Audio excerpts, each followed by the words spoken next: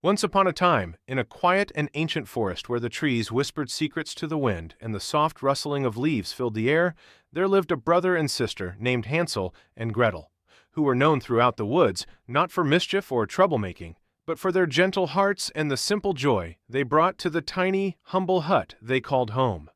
A hut that stood crookedly against the towering trees, as though it leaned upon them for strength in times of rain and snow.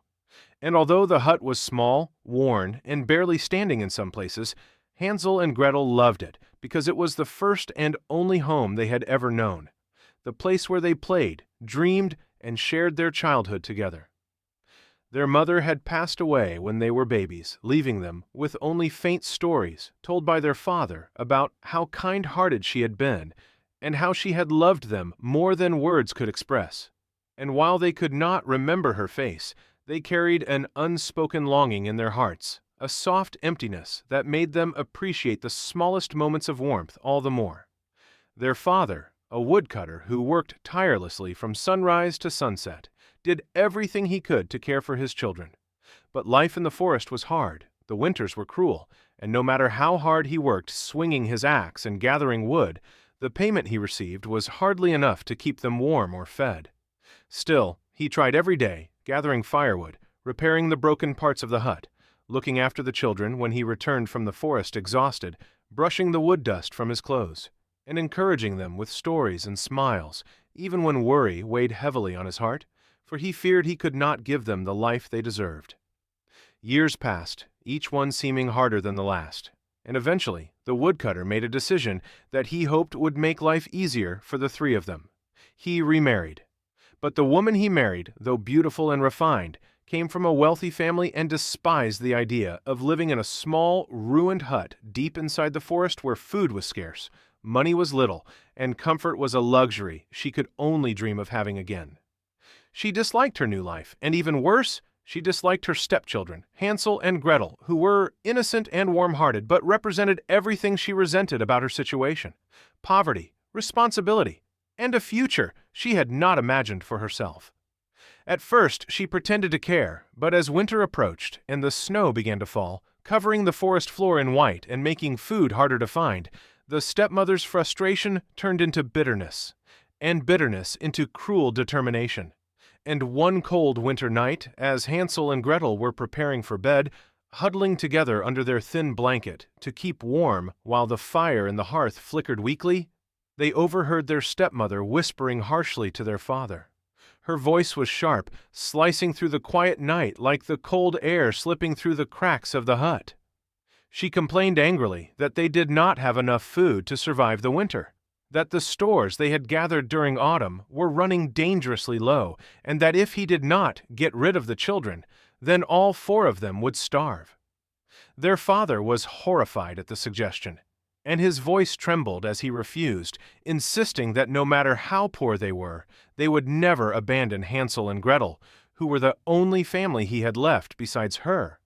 But the stepmother, determined and cruel, told him that she had already made up her mind, and that the next morning they would take the children deep into the forest under the pretense of a family walk, then leave them there so the children would never return.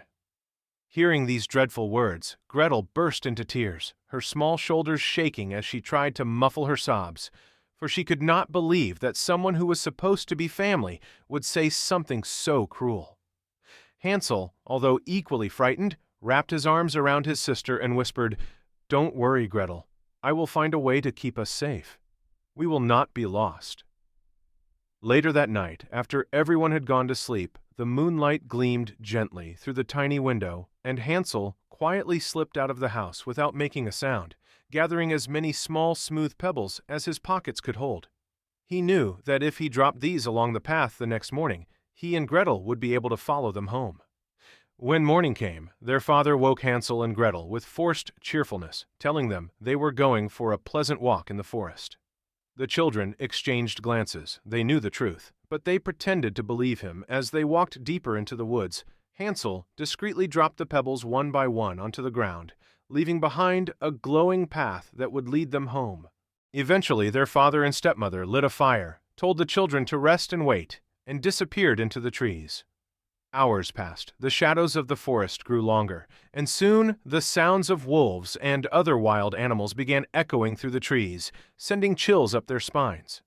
Hansel and Gretel huddled close to the fire until the moon rose, and the silver light illuminated the pebbles Hansel had dropped. "Well done, Hansel," Gretel whispered, her eyes shining with relief as they followed the pebble trail back home. When they reached the hut, their father was both happy and shocked to see them alive, though their stepmother hid her disappointment beneath a forced smile. But deep down, she was furious. 3 days later, she insisted they try again. This time, however, she locked Hansel and Gretel in their room overnight to prevent Hansel from collecting more pebbles. Hansel, being clever, tore small pieces of bread apart and stuffed the crumbs into his pockets to create another trail. The next morning, they were led into the forest again under the same excuse, and Hansel dropped breadcrumbs instead of pebbles.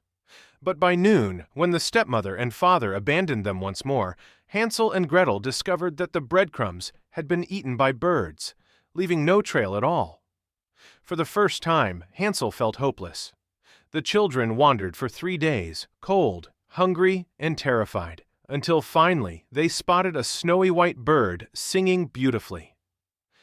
Entranced by the melody, they followed it until it led them to an astonishing sight, a house made entirely of sweets. The walls were bread, the roof was cake, the windows were sugar, and colorful frosting covered the outside like a dream.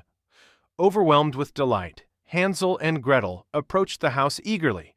But before they could take a bite, a sweet-looking old woman stepped outside and asked kindly who was nibbling at her home. She invited them inside, offering warmth, delicious food, and rest. But the inside of the house was dark, eerie, and nothing like the cheerful exterior. Still, the exhausted children ignored their unease and ate the best meal they had ever tasted before falling asleep on soft beds. The next morning, the old woman revealed her true nature. She was a witch who had built the candy house to lure children in. She locked Hansel in a cage and forced Gretel to cook food to fatten him up. But Hansel was clever. Instead of eating, he buried the food in a hole he dug at night. The witch grew impatient, and when she checked Hansel's weight, she decided she would no longer wait to fatten him.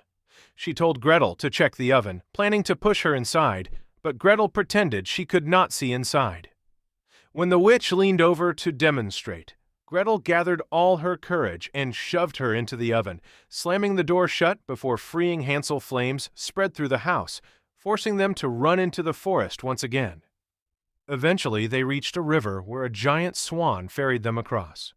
On the other side, they recognized familiar surroundings and rushed home. Their father, who had long regretted abandoning them and whose cruel wife had returned to her wealthy family long ago, welcomed them with tears.